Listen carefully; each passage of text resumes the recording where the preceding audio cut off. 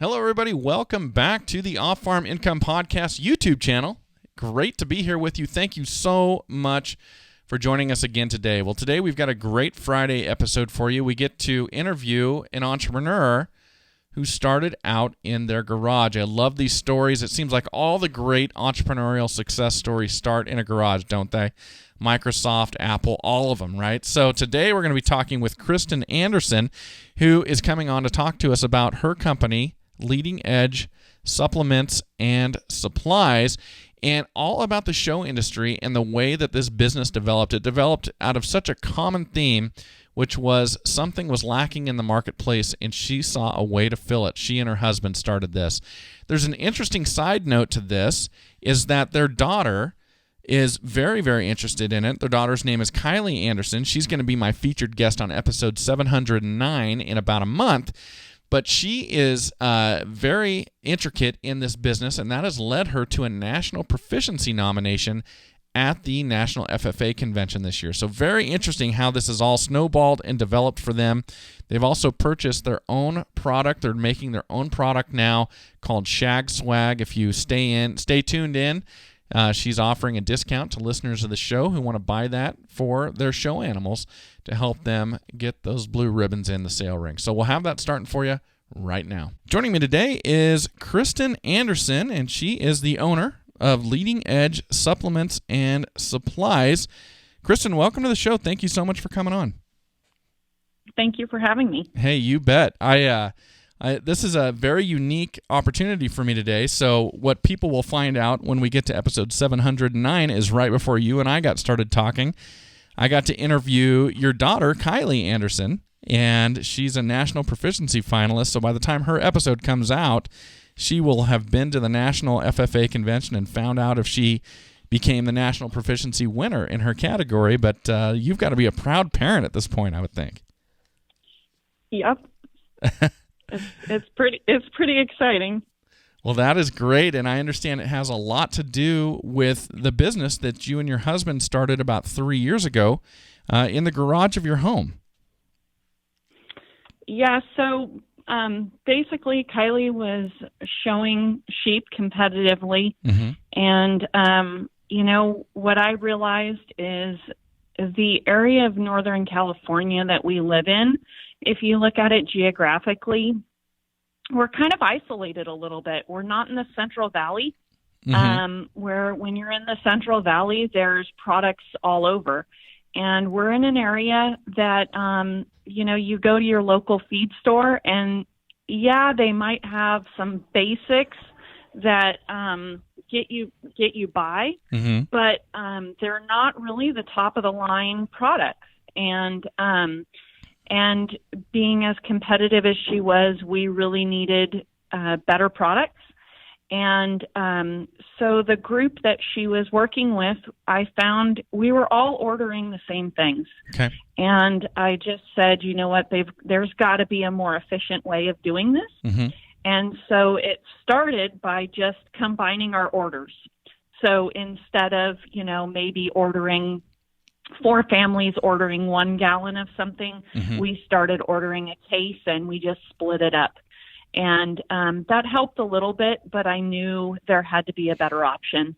And really my customer base was growing because we had more people wanting to combine orders. Okay. So that really just led us to let's run with it. Let's start our own business. And so that's when we went ahead and formalized the business and got our, all of our resale license and everything. So we're a fully legit business and got wholesale accounts.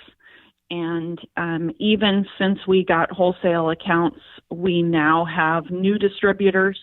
And I guess the model of our business is really we try to sell the best products at the cheapest price we can. And the way we try to stay in business is to, you don't have to have the highest margin, but if we can keep our costs low, we can still deliver products at a competitive price. And then we try to focus on volume. And so that's really where we're at. Got it. Very interesting. So the catalyst for this was Kiley's involvement in showing sheep, correct? Yep.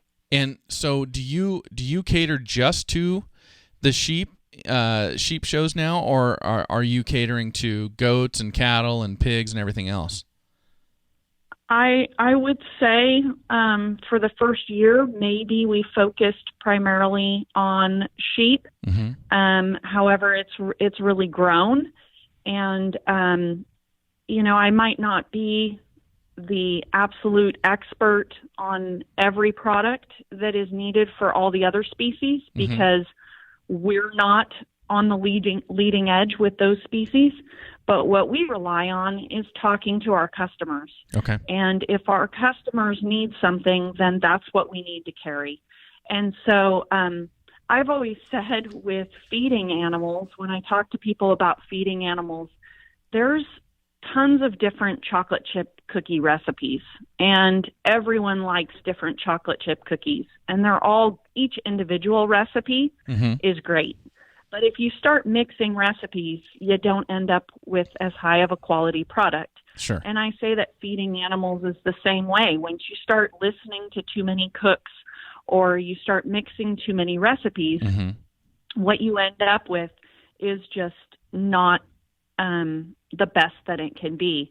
And so what we try to do is have, of the most popular recipes that people are using, those are the products that we try to carry.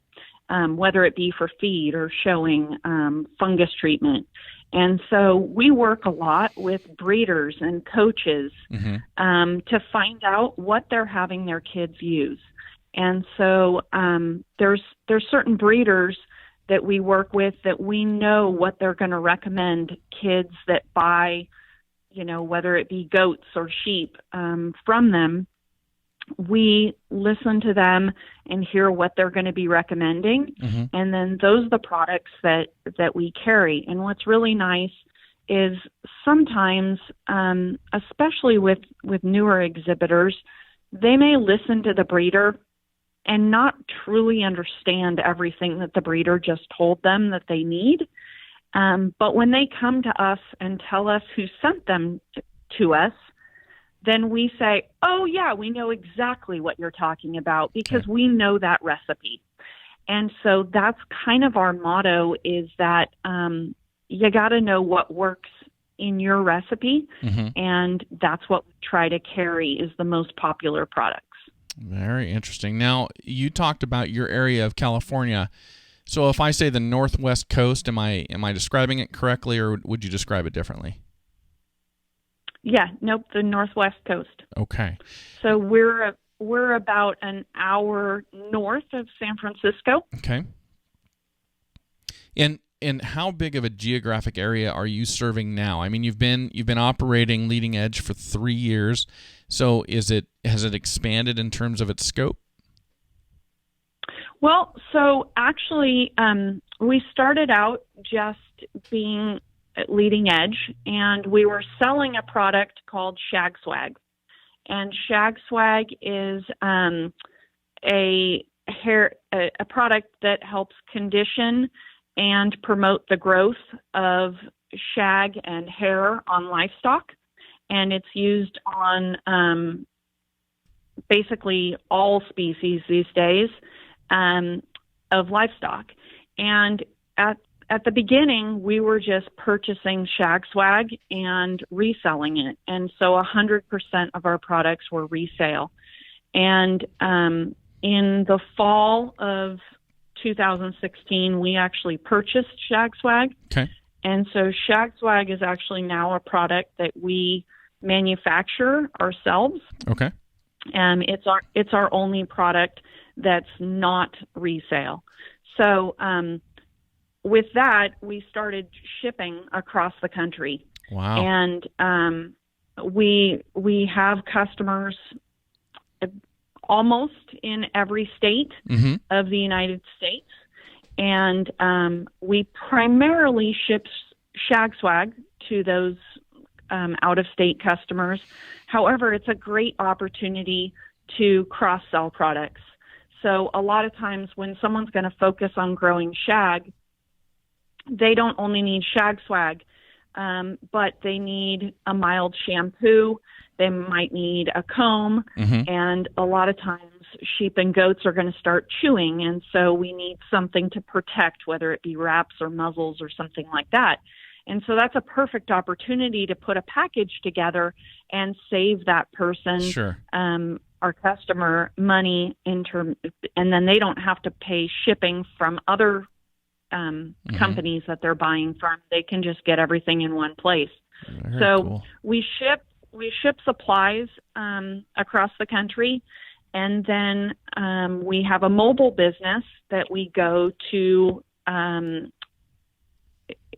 think California and Nevada are basically the areas that we cover with the trailer. I think we've gone to Oregon once or twice,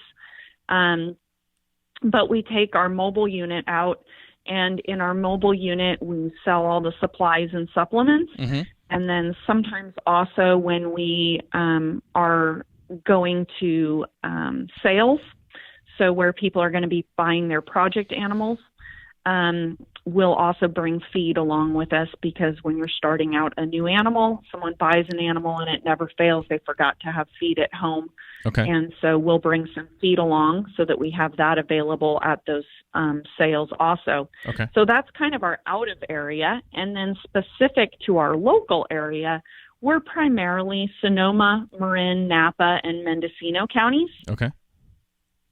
Very cool. And those customers, it's more of a brick and mortar operation. However, a lot of times people meet me on my lunch hour at work and pick things up from me at work, or, have a friend stop by and pick things up. And it never fails. People ask us what our business hours are, and I say our business hours are really what our customers need them to be.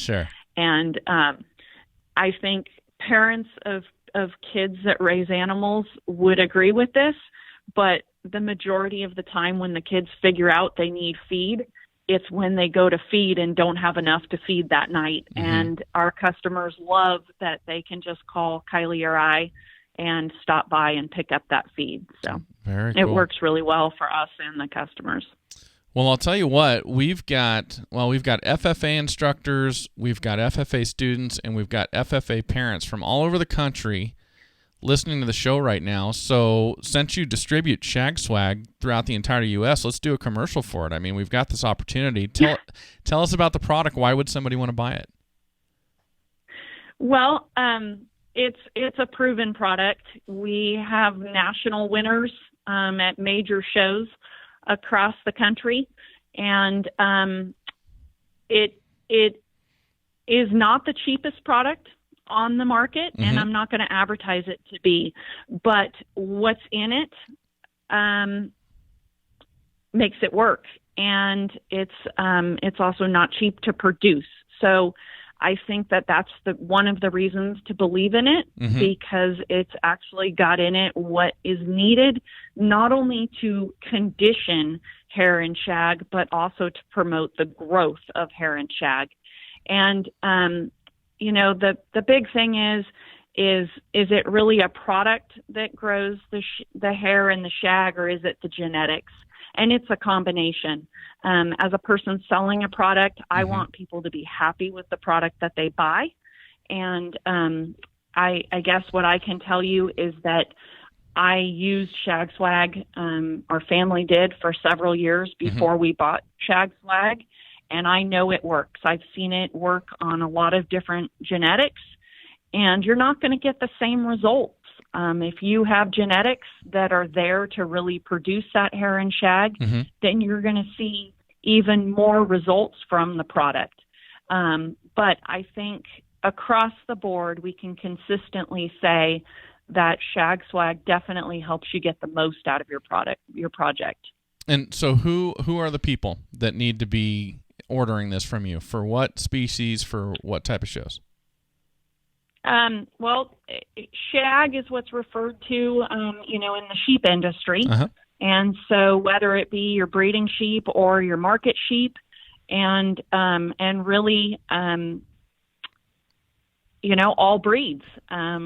People are growing shag even on Dorpers, and it's really all breeds.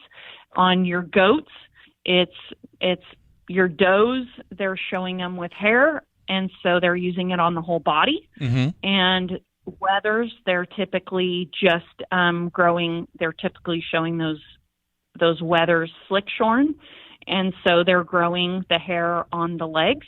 Mm-hmm. And so again, huge in sheep and goats, but also cattle, especially dairy and beef cattle, growing hairline and legs, and especially all those specific target areas where you want the hair longer. Mm-hmm. And even pigs. People may not think that pigs are growing hair, but that's the new trend. We are growing hair on pigs, and it's being used very successfully also in the pig industry. We've had people use it on their dogs also. Okay. Wow. Well, so how can people order it? If since we're doing a commercial here, if people want to try it out, they want to enhance the hair growth on any of those species, how would they go about ordering this from you, Kristen? If you look it up on Facebook, just type in Shag Swag, you will find us, and there's several ways that you can contact us. Our phone number, email address, everything is there. And then also, there's not a website, but you just message me, and we do all of our orders that way to make sure that our customers get exactly what they want. That also helps us ensure that they're getting the cheapest shipping that they can. And we have some dealers primarily in Texas and Oklahoma. And so that's also an opportunity. If we know that you're near one of our dealers, then we can refer our customers to the dealers. Well, Kristen, would you like to offer the listeners to the show like a coupon or a discount or something like that if they were to order Shag Swag after hearing you here on the show? I would love to. So I will go ahead and offer anyone that says that they heard us on the Off-Farm Income podcast, I will offer them a 10% discount on their product, and we would love to work with them as customers. Very cool. All right. Well, I will link in our show notes today then to your Facebook page and to the other areas where they can find Shag Swag. And they're basically just going to be contacting you directly then on the sounds of it, and they just let you know they heard you here. Yep. Okay. And Kiley and I respond to all the messages we get. Very good. That is awesome. Well, I'm loving this story. So now you've got your own product, plus you're selling other people's products. You're multi-state now, all over the country with e-commerce and with shipping product, and then going and being hands-on at different shows. And this all started 3 years ago in your garage? Basically, yep. We got our reseller's permit on January 30th, 2016. Wow. Very, very cool.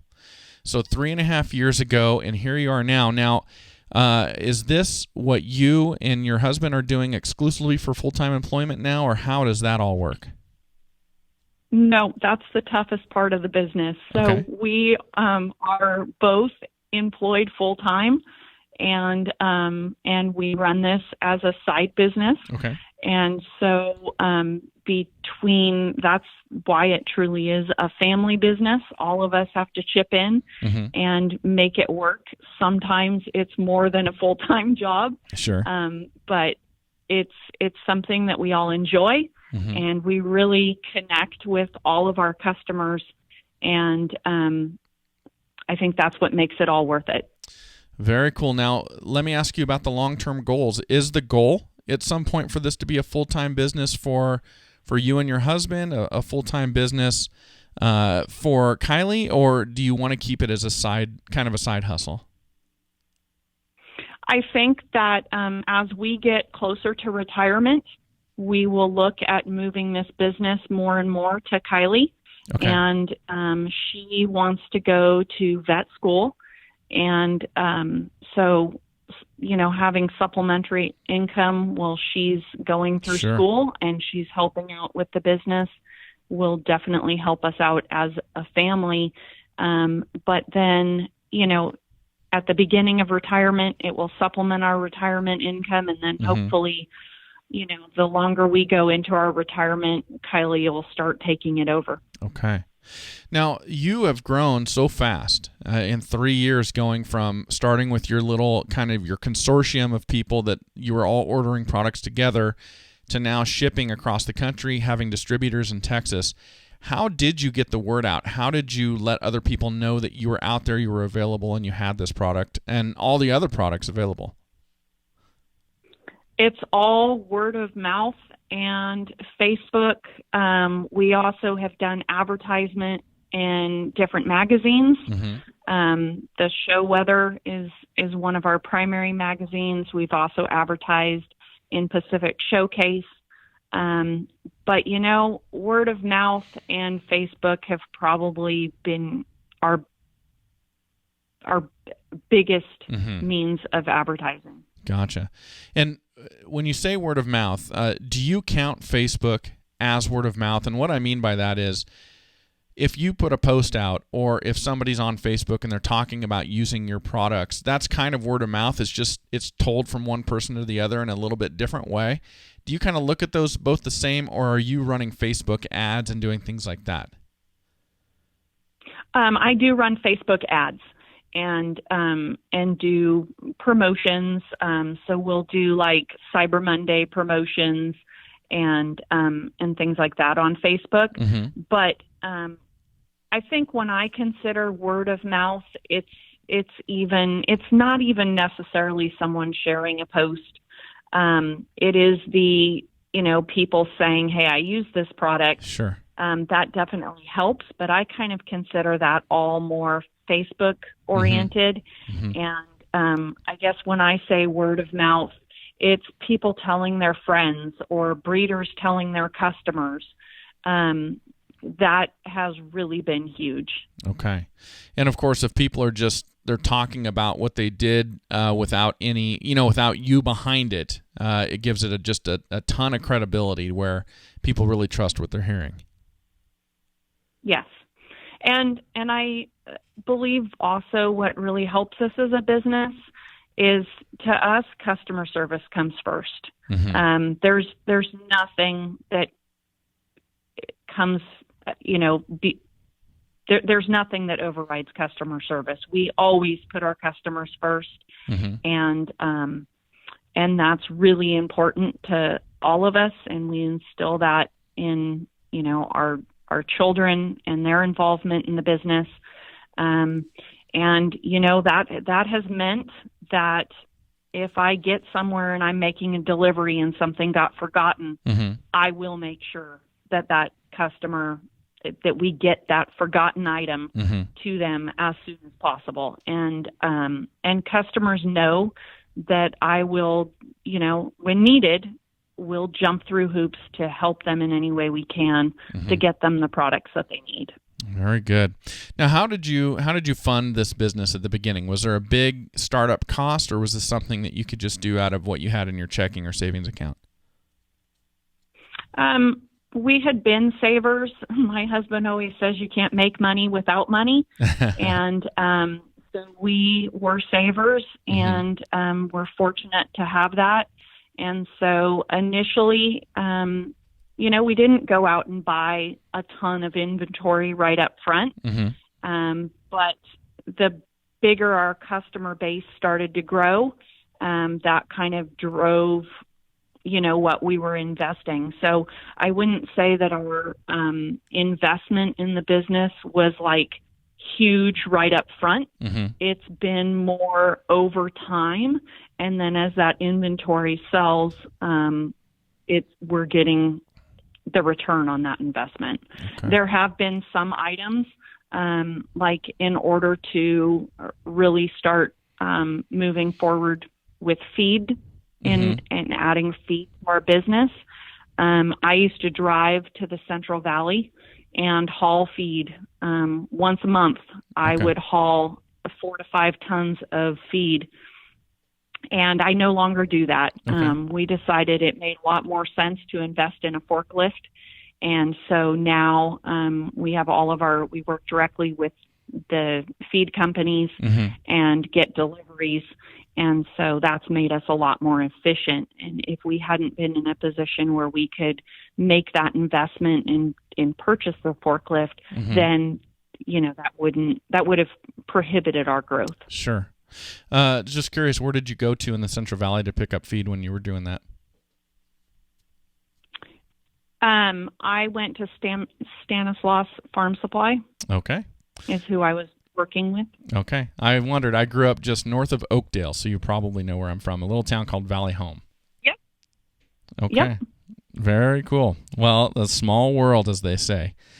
Very interesting. So at what point in the development of this business did you and your husband and Kiley kind of look at each other and go, wow, this is really going to work. This was a good idea. I think that's regular. It happens quite frequently. Yeah. It didn't just happen, one day, but there's been a lot of milestones where we just,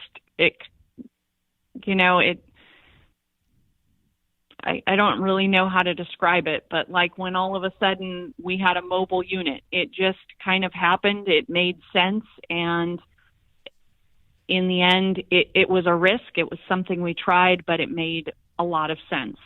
And the same thing, we decided, okay, we're buying a forklift. And right now, we're expanding a little bit in terms of our storage capability. We've just kind of outgrown what we have, and so we need to expand that a little bit.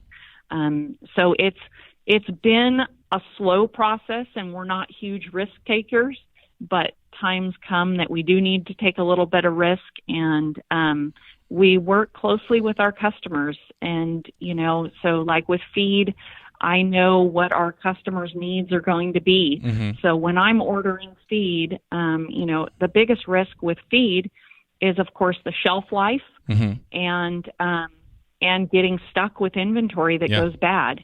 And the way we help manage that is, again, we work very closely with our customers, knowing what exactly they need, and so that helps us manage that risk. Now, you made a very interesting decision along the way to stop purchasing Shag swag and actually to buy, I don't know what we'd call it, the patent or the formula or whatever it was, and start producing it yourself and actually own the manufacturing rights to that product. How was that decision made? The gentleman that was, he actually invented Shag swag. He was young and doing a great job making the product, but he was having some challenges serving his customer base. And I think part of that was growing maybe faster than he was ready to grow for as young as he was. Okay. And so when we took over, there had been some issues with customer service, and that was one of the things we wanted to promise to our customers, that that part was going to be a little bit different. But we still have a relationship with that gentleman, and he did great things by developing the product, and I'm just happy that we were able to kind of come in and take the company to the next level. Very cool. Well, now, when you first started this out, did you write a business plan, or did you just kind of let it evolve without one? It's not that that's the thing that I would tell others to do, but it just kind of evolved. There has been no formal business plan. Got it. Okay. Well, Kristen, I'm going to take a quick second and just acknowledge one of my sponsors, a great company that started much in the way that your company has started, but all about 80 years ago. And everybody, that's Powder River livestock handling equipment. 80 years ago in Utah, started developing livestock handling equipment for these crazy cows we've got out here on public rangeland in the West, and they have continued to develop the absolute best in squeeze chutes, sweep tubs, panels, calf tables, whatever you need to handle your large livestock safely for both animal and handler. Everybody, please go to powderriver.com. Check out everything they've got to offer, and let your local farm and ranch retailer know that you want to see that green color equipment right there in their yard, so you've got the opportunity to purchase it. Thanks, everybody. All right, Kristen, thanks for letting me do that really quick. Yeah. Okay. Well, so have you... We have green gates, too. Oh, you do? So you have Powder River. Yep. Very cool. Well, they're super well known in the West. I've known about them my whole life, but now it's just such a thrill to have them as a sponsor, a marquee sponsor of this show. It's very, very fun to be able to advertise for them. And I use Powder River. I use their panels, their squeeze chute right here on my own place. So with our cattle, so it's kind of a thrill for me to be able to do that every time. I'm glad to hear you do too. All right. Well, let's jump back in. I want to ask you about your business structure. So, have you incorporated or formed an LLC or stayed as sole proprietor with your business? We are a sole proprietorship. Okay. Now, tell me about that decision. Why did you stay a sole proprietor versus doing one of those other options? Probably expenses. Okay. We've worked with our legal advisors, and that's what's made the most sense for our business. Mm-hmm. So we do have our fictitious business name filing, which is required Mm-hmm. in our county, and we have that. A business license, the type of licensing that's required, it varies, at least in California, depending on the type of business that you are. And so we've just stuck with the sole proprietorship. Got it. Okay. Now, do you have... And then we did make the decision to go ahead and Shag Swag is trademarked. Okay. And that was a big decision that we made. Sure. Now, that's interesting. So you don't have to go deep into the weeds on that, but was that a super exhaustive and expensive, difficult process to trademark that? No, it really wasn't. It was important. For anyone else considering that, it's Mm-hmm. really important to understand the ins and outs of it and what protection you're buying. Mm-hmm. But for us, it made sense. And so that's what we decided to do. Okay, very cool. Well, so obviously you're offering more products now than when you first started. Am I understanding that correctly? Yes. And do you have your eyes on even more offerings as you move forward?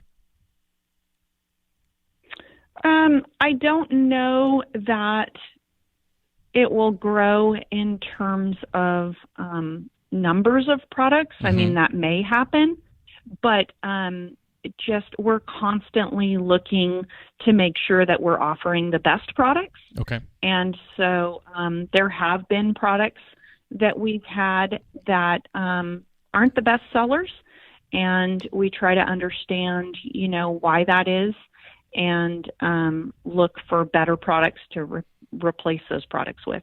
Okay, very good. And along those same lines, what time of year do you find yourself the busiest?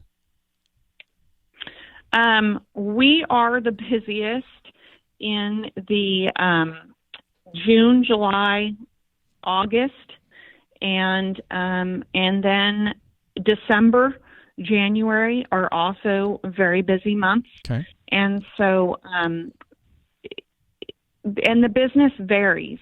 So, we are the busiest with Shag Swag when the state fair, leading up to state fairs across the country. Okay. So, like right now, we're shipping a lot of Shag Swag to Colorado. Mm-hmm. A couple months ago, the orders were primarily going to Texas and Oklahoma as they were gearing up for their show seasons. Okay. So as the show seasons change across the country, that will change our, Right.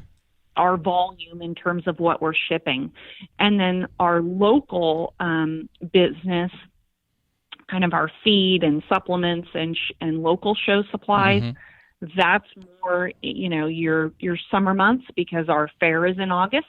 And then in the springtime is primarily when we're out with the mobile unit at either sales, Club Lamb, Club Goats, at different breeder sales, and then also at jackpot shows.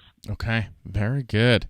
Now, you and your husband both have full-time jobs. Are you able to disclose what you do full-time?